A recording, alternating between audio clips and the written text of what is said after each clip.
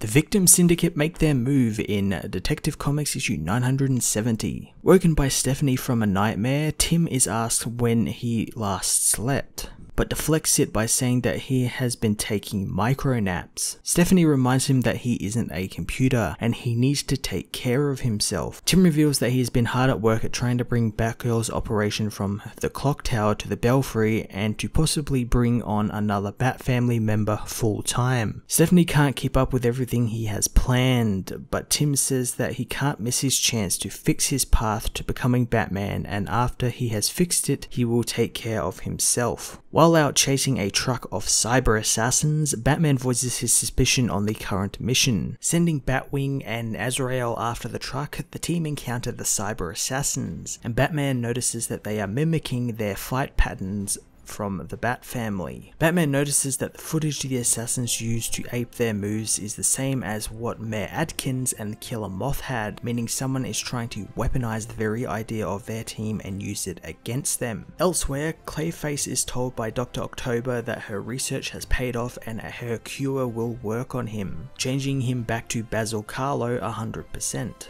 Basil wonders why the doctor wants to help him, and October says that she knows what it's like changing something fundamental about your body, but after the change she found that those parts were still around and the knowledge of that makes her strong. Basil decides that he is ready to accept the cure. At Batwoman's HQ, Kate is confronted by her father, who helps her with one of her injuries. Eventually she learns that he is there to tell her he expelled Ulysses Armstrong from the colony. He's also there to learn who was behind the attack on the Belfry recently and who commandeered the colony's drones. Kate tells him that a future Batman they tangled with recently was the one behind that. Jacob says that everyone in Batman's orbit keeps getting hurt, causing Kate to remind him that he knows all about hurting people. Before being kicked out by the angered Kate, Jacob tells Kate about the dossier that had the detailed images of her and her team in it and how it came into his possession. Jacob uploads a file to Kate's computer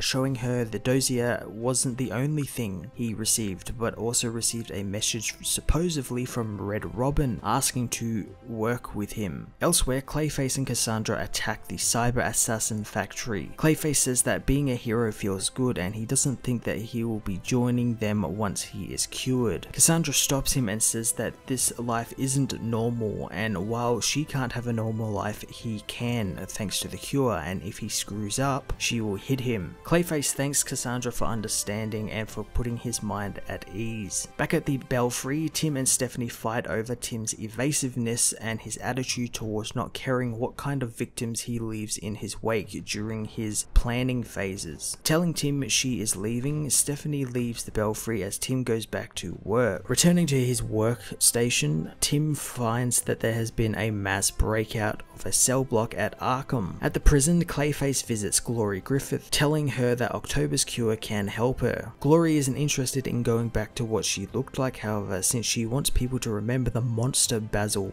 is and was. Some of the guards arrive and attack Basil, pinning him down as the rest of the Victim Syndicate arrive, removing his suppression armband, hoping to show the city who he really is. Detective Comics issue 970 was a really cool continuation of Tim's mission to write his future, although it seems to come with some new mistakes and strains, like the strain on his relationship with Stephanie. It's actually quite interesting how many stories this issue balanced without feeling overstuffed or a jumble. I love the little tease we got with Ulysses Armstrong the General and his story with Red Robin's old costume, as well as Clayface's journey to find a cure for his condition. His story in general has been something that I've been loving of this book lately, and pretty much since the beginning when it was first hinted at that we might be getting a bit more of a heroic Clayface, and I'm really looking forward to see where it's going to go, especially now that it looks like he might have that be put in jeopardy. I'm going to give this issue an 8.5 out of 10. Hey everyone, thanks for watching my newest video. If you enjoyed it, you might also like to check out my other reviews here on my channel. You can also follow me on various social media platforms like Twitter by searching Matt_FOS,